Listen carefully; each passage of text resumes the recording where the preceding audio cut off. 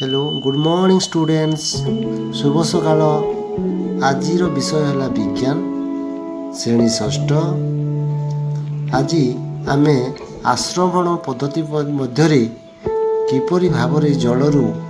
भासमान पदार्थ गुड़ी पृथक करवा ताहा जानिबा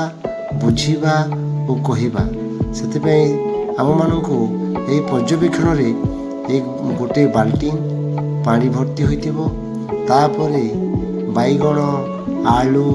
शोल लेंबू लंका मरीच इत्यादि विभिन्न पदार्थ गुड़िक आनी परीक्षा करी देखिबा। तेबे आस परीक्षा करी समस्ते देखिबा। वर्तमान पानी शोल लेंबू शोल प्लास्टिक शोल टमाटर बैगण आलू इत्यादि देव तापर देखी बुझी के गुड़िक भाषुची के गुड़िक पड़ी रही आम देखला जे लेंबू शोल बैगण इत्यादि भाषुची और ये टमाटर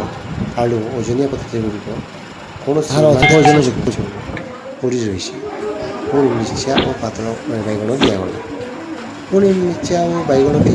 लंका मरीच टी आसला आम जाना भाषमान पदार्थ गुड़िक पिलामाने यह बुझी सारी घरे समस्ते परीक्षा करी आश्रवण पद्धति माध्यम किपरि पृथक करा जाए ताहा जहा जानिबो ताहा गोटे खातार लिखि आनिबो। धन्यवाद।